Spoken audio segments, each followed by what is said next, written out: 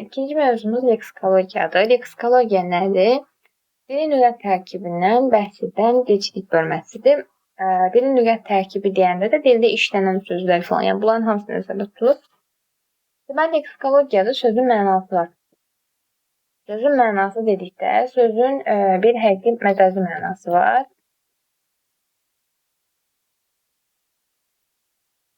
Ne bileyim. Evet, ben dəyişdim. Həqiqi və məcazi mənası var. Bir də sözün tək mənalılığı və çox mənalılığı var. Sonra sözün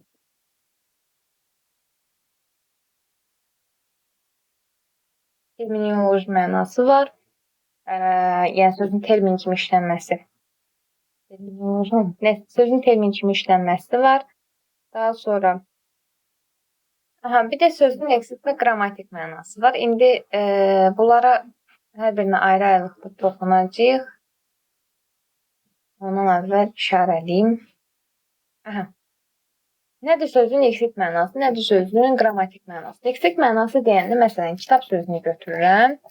Kitab sözünün leksik mənası deyəndə, onun lüğəvi mənası, yəni lüğətdə olan mənası nəzərdə tutulur. Məsələn, kitab nə idi? Oxumaq üçün vasitə, nə bilim, maariflənmək üçün vasitə. Yəni, belə bir məna verə bilər. Bəs kitab sözünün qrammatik mənası nə deməkdir? Qrammatik məna dedikdə, o hansı nitq hissəsinə aiddir? Məsələn, hansı şəkilçi qəbul edib, cümlədə hansı funksiyanı daşıyır və s. Qrammatik funksiyasında bu nəzərdə tutulur. Məsələn, kitab sözü qrammatik mənası deyəndə, məsələn, deyəcəm ki, isimdir, adlı haldadır, təkdədir, sonra konkret isimdir və s. deyə böləcəm. Bütün sözlərin leksik mənası varmı? Yox. Belə ki, qırmızı qələmiş götürək. Bir köməkçi nitq hissələridir ki, onların sadəcə qrammatik mənası olur. Bir də şəkilçilərin filan sadəcə qrammatik mənası olur. Əsas nitq hissələrinin isə həm leksik, həm qrammatik mənası olur. Yəni, hər ikisi nəzərdə tutulur. Hər ikisi olur. Əsas nitq hissələrində həm leksik, həm də qrammatik mənası olur. Bunlara fikir verməyin. Leksik və qrammatik. Şimdi gəldik sözün həqiqi və məcazi mənası. Nə deməkdir sözün həqiqi mənası, nə deməkdir sözün məcazi mənası? Sözün həqiqi mənası dedikdə, onun ilkin mənası nəzərdə tutulur. Yəni, ilkin ağla gələn mənasıdır. Məsələn, mən deyək ki, hansı sözü götürək? Qol sözünü götürək. Qol sözünün hansı mənaları var? İlk deyəndə ağla gəlir insanın qolu da, yəni bildiyimiz əlimiz də belə deyim. Bu nəzərdə tutulur. Bəs bunu məcazi mənada necə işlədə bilərəm? Məcazi məna deyəndə də ki, əsas mənanın törəmə mənası nəzərdə tutulur. Yəni, insanın qolundan və yaxud da heyvanın qolundan mən nə yarada bilərəm məcazini? Nəyi törədə bilərəm? Məsələn, çayın qolu. Çayın qolu nədir? Çayın əsas hissəsindən, belə deyim, əsas axınından onu göstər. Deyək ki, bu çayın əsas axınıdır. Bu. Bunun ortasında, məsələn, çaylar gedir də, məsələn, deyirəm. Buradan bir dənə qol, məsələn, ayrıldı, bir kəndə getdi. Nə bilim, buradan biri ayrıldı, bir rayona getdi. Buradan biri ayrıldı, bir yerə getdi. Qollar bunlardır. İnsanda qol nə funksiyasını daşıyır? O da insanın gövdəsindən ayrılan hissələrdir. Deməli, eyni funksiyanı daşıyır da bunlar. Deməli, məcazi məna nə oldu? Törəmə məna. Həqiqi mənanın əsasında törəmə məna oldu. İndi deyərsiniz ki, müəllim, qolun başqa mənaları da var axı. Nə bilim, futboldakı qol, insanın imza çəkməsi qolu, bunlar da var. İndi ona amonimlərdə toxunacağıq. Hələlik bunu bilin ki, həqiqi məna sözün ilkin mənasıdır, məcazi məna isə törəmə mənasıdır. Bütün sözlərin məcazi mənası olurmu? Yox. Olmur. Sonra nədir sözün tək mənalılığı, nədir sözün çox mənalılığı? Sözün tək mənası deyəndə sözün həqiqi mənası nəzərdə tutulur. Əgər bir söz tək mənalıdırsa, deməli o sözün həqiqi mənasıdır, məcazi mənası deyil. Məsələn, hansı söz götürək? Səhrai sözünü götürək məsələn. Səhrai sözü nə deməkdir? Rəngi bildirir də, düzdür. Bu bunun tək mənalıdır və həqiqi mənadadır. O rəngi tapsam inşallah göstərəcəm. Yox, yox.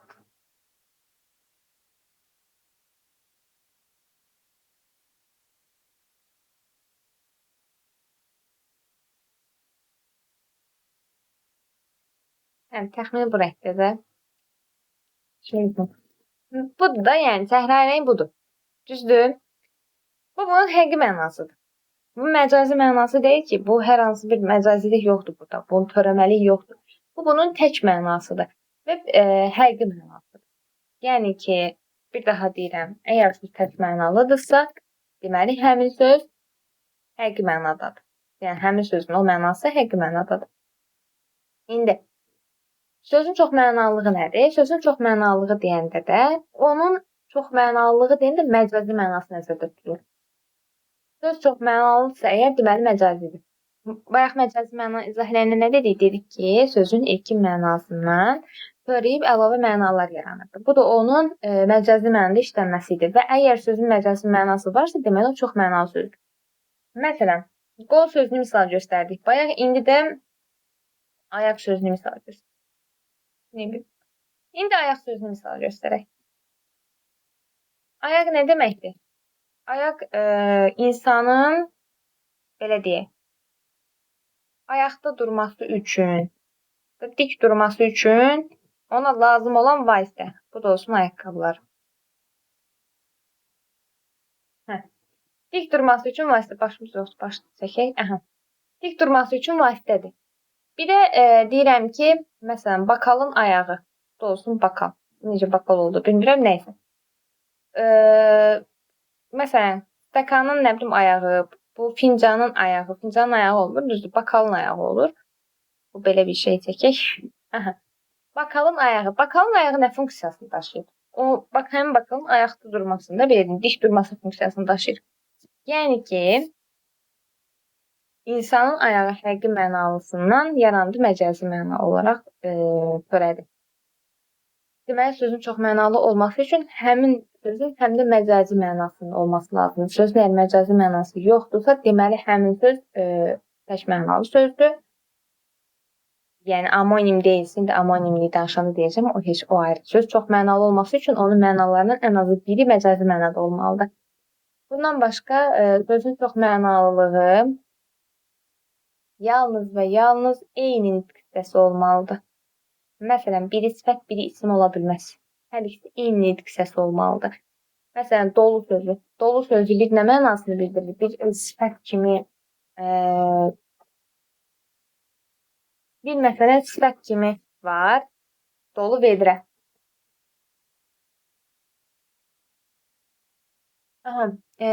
Sözün dediyi çoxmənalığı eyni nitq hissəsi olmalıdır.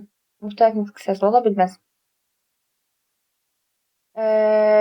Məsələn, dolu sözünü misal göstərdik. Bayaq dolu sözü bir dedik ki, sifət kimi ola bilər, dolu vedrə. Bir də yenə sifət kimi. Məsələn, deyirəm ki, dolu ürək. Məsələn, onun ürəyi doludur. Burada oldu məcazi mənadır və çoxmənalılıqdır. Dolu sözü həm də isim kimi işlənir. Məsələn, isim kimi dolu ilə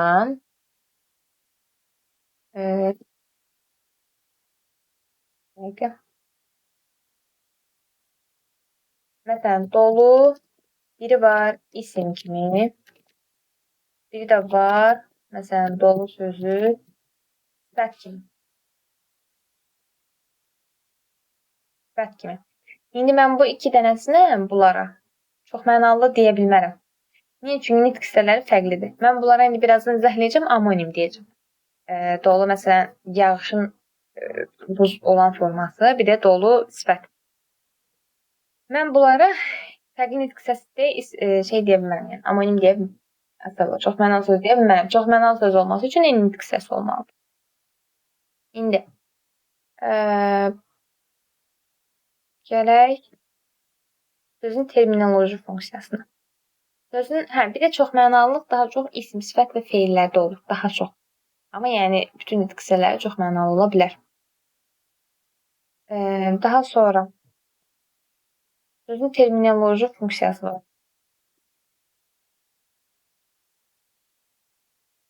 Bunu sileyim. Aha. Sözün terminoloji funksiyası var. Nədir sözün terminoloji funksiyası? Terminoloji funksiyası. Deməli ki, sözün termin kimi işlənməsidir. Məsələn, sifət sözünü götürürəm. Sifət sözü nədir? Sifət nə deməkdir? Əşyanın əlamət və keyfiyyətini bildirən əsas nitq hissəsi. Bu onun terminoloji funksiyasıdır. Yəni terminoloji mənasıdır. Bir də var deyirəm ki, onun sifəti göyərmişdir. Məsələn, burada nə olur? Kimsə onun sifətini göyərtmişdir məsələn. Burada nə olur? Ümumilikdə söz kimi işlənir. Yəni termin kimi işlənmir. Deməli, bəzi sözlər həm termin kimi işlənə bilər. Sırf termin kimi işlənən söz. Məsələn, metafor sözü. Metafor sözü sırf termin kimi işlənən bir söz. Yəni, məsələn, epitet sözü, məsələn, təşbih sözü. Sırf termin kimi işlənir. Bir də var, isim, sifət, məsələn, zərf sözü, bunlar həm termin kimi işlənir, həm ümumilikdə söz kimi işlənir. Ümumiyyətlə, ümumilikdə söz. Ona biraz toxunaq. Ümumilikdə söz nə demək? Ümumilikdə sözlər, burada bir dənə iyi olur.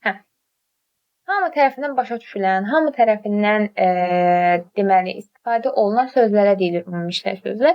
Ümumilikdə sözlərə normal dil nitqimizdə işlətdiyimiz sözlər daxildir. Sadəcə məsələn bura terminlər daxil deyil. Niyə? Çünki terminləri hamı bilmir. Məsələn deyirəm ki, fizikaya aid bir termindir. Hər hansı bir, nə bilim, Einstein'in hər hansı bir nəzəriyyəsidir və yaxud da Newtonun ümumdünya cazibə qüvvəsidir. Onlara aid bir termindir də, məsələn deyirəm. Həmin termini sırf fizika sahəsində olanlar bilir. Məsələn, onu digər şəxslər bilməyə bilər. Ona görə, məsələn, normal küçədə gedəndə, məsələn, bir insana soruşsan ki, məsələn deyirəm, Lütfuzadənin nəzəriyyəsinin əsaslarını mənə saya bilərsən. Məsələn, Lütfuzadənin nəzəriyyəsi ilə bağlı danışsa, sənin üzünə baxıb deyəcək ki, nə danışsan? Yəni, hamı tərəfindən başa düşülən bir sözlər deyil terminlər. Sonra, məsələn, köhnəlmiş sözlər. Köhnəlmiş sözlər özləri iki yerə bölünür. Arxaizm və tarixizm. Arxaizmdə sırf, məsələn, özü köhnəlir, amma ki, yəni necə deyim, adı köhnəlir, adı başqası ilə əvəz olunur. Ad başqa şey ilə əvəz olunur. Amma ki, tarixizmlərdə həm adı köhnəlir, həm də özü köhnəlir. Məsələn, töycü. Töycü o vaxtda vergi növü olub da. O, məsələn, tarixizm. Niyə? Bu saat töycü veririk də biz. Düzdür? Yəni, özü də gedib, adı da gedib. Amma tək adı dəyişirsə, o olur arxaizm. Məsələn,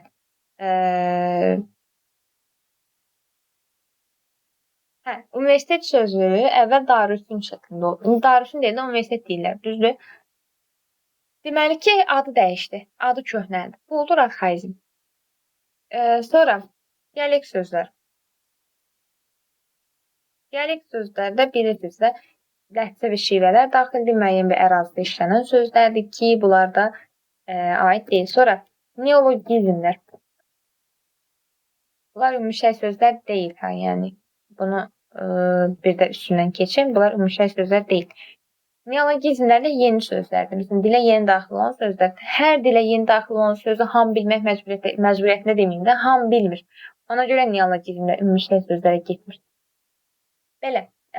Sonra ümumşəy sözlərdir dedik. İndi gələk amonim, sinonim, antonim. Nədir homonim? Homonimlər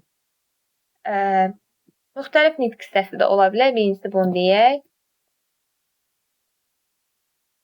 Həm eyni, həm müxtəlif nitq hissəsi ola bilər. Yəni, bunlar üçün fərqi yoxdur. Bayaq, məsələn, çox mənalı sözlərdə deyəndə nə dedik?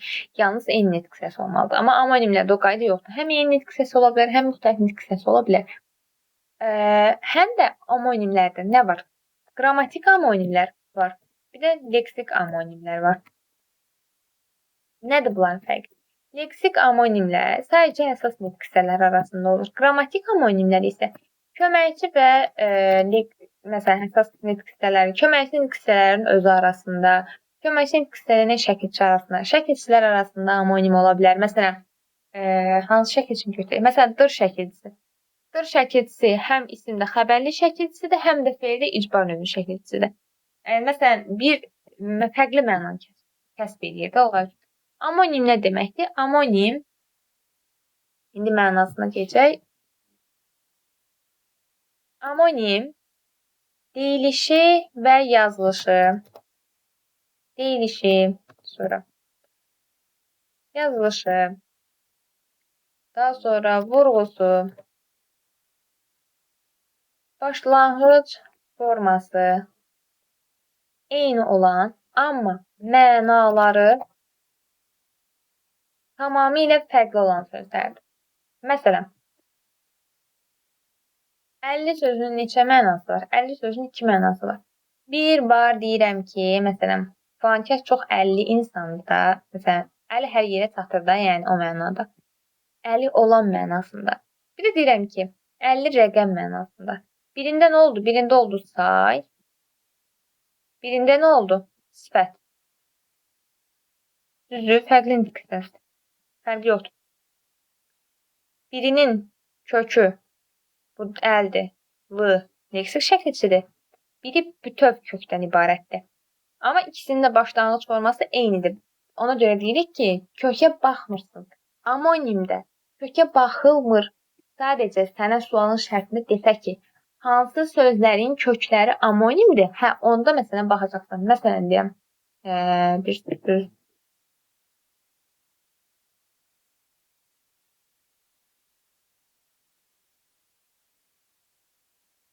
Məsələn, alınmaq sözünün deyək ki, kökü amonimdir. Düzdür. Alınmaq al sözü də bunun kökü bilirsiniz ki. Kökü aldı, ın leksikdir, maqdaşı qrammatik. Al sözü, yəni siz əgər kök sözünü işlətməsə, siz onun kökünə baxmırsınız. Əgər məsələn mənə desə ki, kökünə bax, məsələn kökü amonimdir, hə, mən onda ala baxacağam. Yox, mənə desə ki, alınmaq sözü amonimdir, kök sözünü işlətməsə, onda mən başlanğıc formaya baxacağam. Elə alınmaq sözünün özünə baxacağam. Deməli, həm başlanğıc forması, həm kökü onsuz ki bu sözün amonimdir. Al sözü bir al qırmızı mənasında işlənir, bir də almaq deyil mənasında işlənir. Amonimdir. Alınmaq sözü də bir alınmaq, nəyinsə alınmağı, baş tutmağı mənasında, bir də alın da insanın alınmaq mənasında işlənir. Yəni hər iki forması amonimdir. Demək istəyirəm ki, sənə orada kök sözünü işlətməsə, deməsə ki, məsələn sözün kökü amonimdir. Sən onun kökünə baxmırsan. Həmişə başlanğıc formaya baxsan. Çünki orada səndən məsələn, sualın şərtində sənə demir ki, başlanğıc forması amonimdir. O sözü işlətmir. Deyir ki, məsələn, filan söz amonimdir. Sən artıq orada avtomatik bilməlisən ki, deməli, burada başlanğıc formadan danışır. Başlanğıc forması da ki, son leksik şəkilçinin bitdiyi yerə qədər olur. Başqa nə deyəsiydik? Amonimlərlə bağlı. Amonimlər bundan başqa, yəni həm bir tayı məsələn bu sözdəki kimi, 50 sözündəki kimi bir tayı saylı, bir tayı düzəltmə ola bilər, fərqi yoxdur. Əsas odur ki, mənalar bir-birindən fərqli olsun. Əsas odur ki, hər ikisi də müstəqil mənanı bildirsin. İndi çox mənalı sözə hər ikisini izləyib, bunun için dair olub. Nəsə. Qınamayın məni, biraz xəttim qəşəng. Deməli, çox mənalı sözdə mənalar hamısı bir nə ilə bağlı olur. Hamısı, məsələn, bu şeyin içində olur da, bu dairənin içində olur. Amma amonimdə bu dairə olmur artıq. Sən bu dairəni silirsən. Çünki amonimdə artıq bir məna buradadır, bir məna buradadır, bir məna buradadır, bir məna... Yəni, fərqli-fərqli yerlərdədir və hər birinin özünə məxsus dairəsi var. Yəni, hər birinin özünə məxsus mənası var. Amma çox mənalı sözdə bir dənə sözdür. Həmin söz bu dairənin içində olur, həmin mənalar. Yəni, bir mənanın ətrafında fırlanır hamısı. Amma amonimdə hər biri ayrı-ayrı olur. Ayrı-ayrı mənaları bildirir. Məsələn, belə yadınızda saxlaya bilərsiniz ki, çox mənalı söz, məsələn, söz yer planetidir. Yer planeti sözdür. Ay necə onun ətrafında fırlanır? Eləcə də çox mənalı sözdə həmin sözün ətrafında fırlanır. Amma məsələn, ay məsələn, yer planeti ilə Saturnu götürürəm və yaxud da Yupiteri götürürəm, Plutonu götürürəm. Pluton da artıq planet deyil, neysə. Bunları götürürəm. Məsələn, bu planetlər özü ayrı-ayrılıqda sözlərdir. Yəni bir sözün müxtəlif mənalarıdır. Amma bayaq dediyim kimi ay çox mənalı sözün bir mənasıdır. Həm yerin ətrafında fırlanır. Ondan kənar bir yerə çıxa bilməz. Bundan başqa nə deyəcəyik amonimlərlə bağlı? Bu qədər.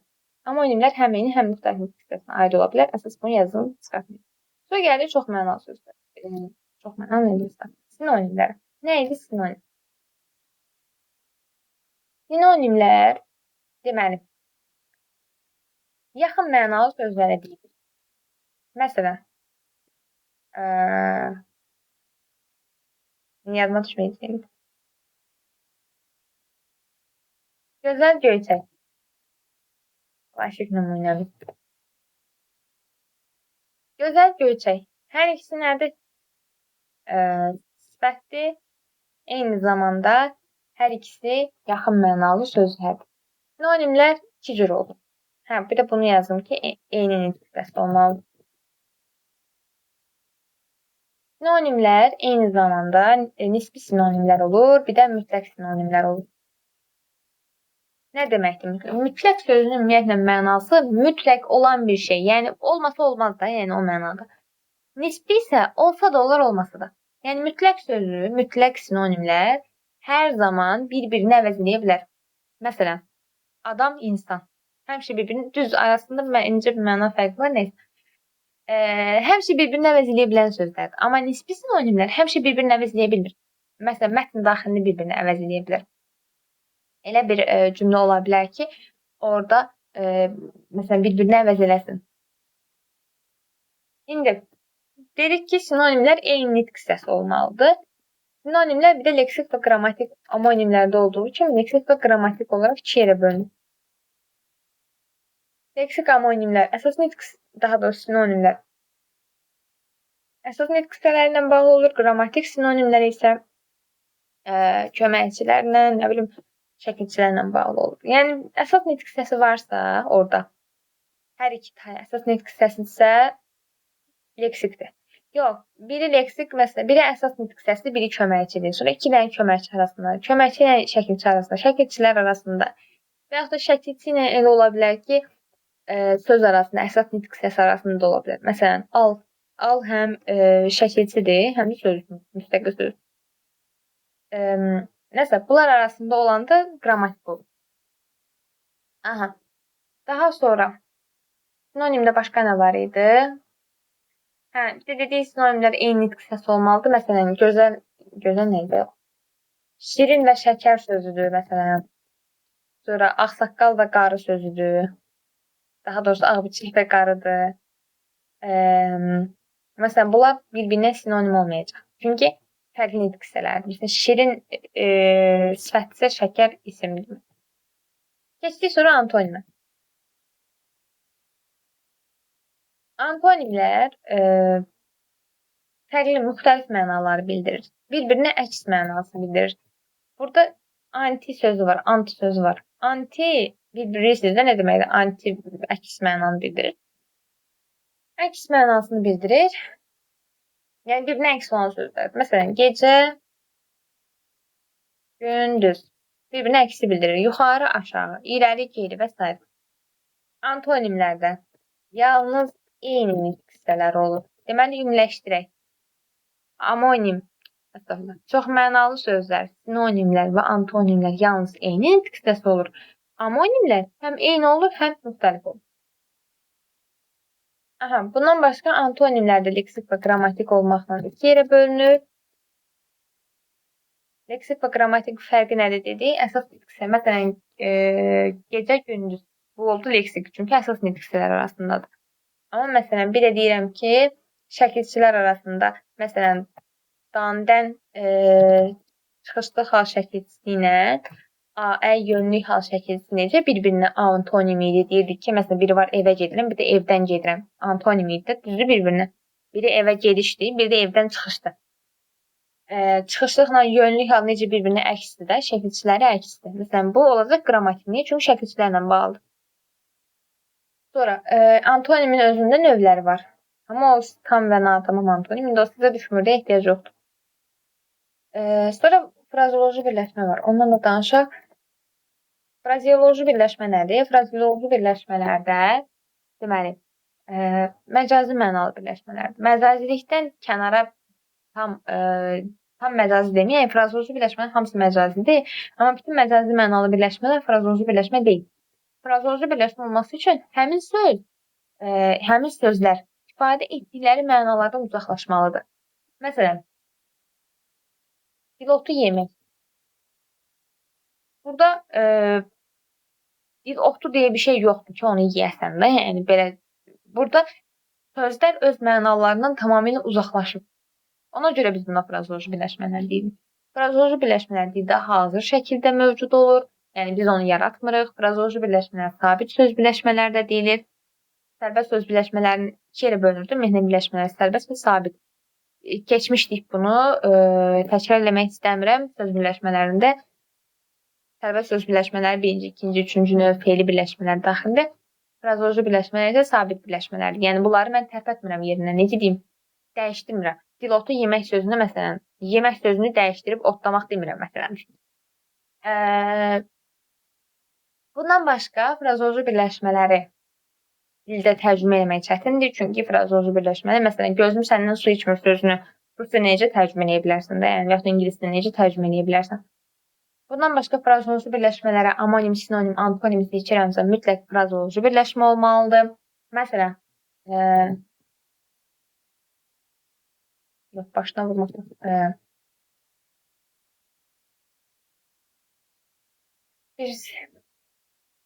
Bir söz deyək, amonim olsun, frazeoloji birləşmə. Məsələn, can vermək. Can vermək. Dedik ki, can vermək frazeoloji birləşməsi var. Məsələn, can vermək frazeoloji birləşməsinin iki mənası var. Bir diriltməkdir, bir də öldürmək mənası var. Həm bir-birinin antonimdir, həm də amonim. Antonimdir çünki əks mənaları bildirir, amonimdir çünki fərqli mənalardır. Deməli, frazeoloji birləşmə, amonim, sinonim, antonimdə frazeoloji birləşmədən təşkil olunur. Bundan başqa frazeoloji birləşmələr bir sözlə ifadə oluna bilər. Çoxsu, hamısı yox. Başqa da heç nə. Bir dənə burada antonimlərdə nəyi demədim? Məsələn, bir-birinə əks mənalı olan sözlər var. Yaz, yazma. Məsələn, mən bunlara antonim deyə bilmərəm. Çünki kökləri eynidir. Kökləri eynidirsə, o nə antonim ola bilər, nə də sinonim ola bilər. Çünki kökü eyni olmamalıdır bunlarda. Və yaxud da sinonimdə məsələn, bişmiş, bişməmiş deyə bilmərəm antonim kimi və yaxud da çiğ və bişməmiş deyə bilmərəm. Çünki müxtəlif nitq sənədir. Çiğ sifətli, bişməmiş fe'li sifətli. Başqa da ki, başqa nə var idi? Terminlərdən danışdıq bayaq. Bir də frazeoloji birləşmədə nə var idi? Olmaq, etmək, bilmək fe'lləri var idi. Fe'ldə keçmişdik. Sadə fe'l olurdu. Onlar məsələn frazeoloji birləşmənin qəbul olmur. Kömək etmək məsələn frazeoloji birləşmə deyil, sadə fe'ldir. Sadə fe'l deyil, mürəkkəb fe'ldir, amma qrammatikadır. Yəni normalda sadə fe'l kimi qəbul edirəm mən onu. Sintaksisdə məsələn sadə fe'l kimi təhlil edəcəm onu. Eyni zamanda frazeoloji birləşmə. Məsələn, can vermək mən orada sadə, əgər fe'l formasını işlətsə, məsələn o can verir. Can vermək olacaq sadə fe'l kimi. Daha doğrusu xəbər kimi. Belə.